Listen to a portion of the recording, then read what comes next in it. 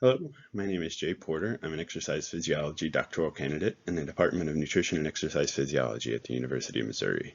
And my mentor has been Dr. Jill Canali, and my dissertation is titled Sleep, Exercise, and Insulin Sensitivity. While our department focuses primarily on nutrition and exercise as lifestyle modifications, sleep has been recognized as a modifiable lifestyle factor that contributes to risk for obesity and diabetes, and may be just as important as the other two. Recommendations for adults are to achieve 7 to 9 hours of sleep per night. Unfortunately, 33 to 45% of adults do not achieve these 7 to 9 hours per night, and that 40% of adults use the weekend to catch up on sleep. These recommendations are based off of studies showing that restricting sleep reduces insulin sensitivity in healthy men. The issues with that is that it is primarily conducted in healthy men, do not account for changes in physical activity which may influence insulin sensitivity, and mechanisms are just not well known.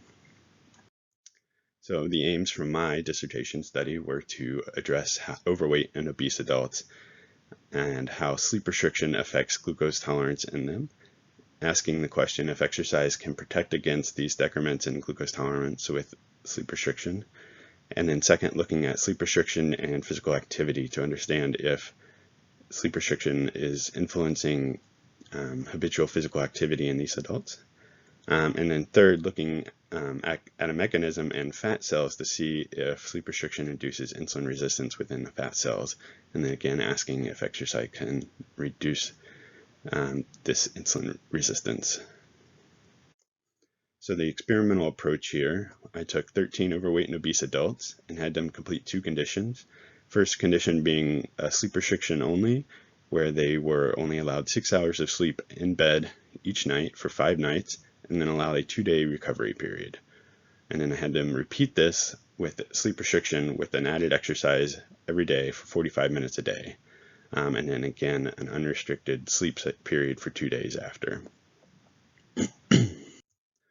So the main hypotheses for this study were that modest sleep restriction would decrease glucose tolerance, decrease physical activity, and decrease fat cell insulin sensitivity. And that exercise would rescue this by mitigating the decreases in glucose tolerance, by increasing physical activity, and slightly increasing fat cell insulin sensitivity. So the main findings of this study were that modest sleep restriction did not impair glucose tolerance, which was contrary to our hypothesis, and exercise did not improve glucose tolerance either. The weekend catch-up period, however, was important in showing that glucose tolerance was improved. The second aim of this, with the physical activity, sleep restriction did not reduce physical activity in our overweight and obese adults. Steps were maintained and no increases in sedentary time were seen. Exercise increased steps and reduced sedentary time.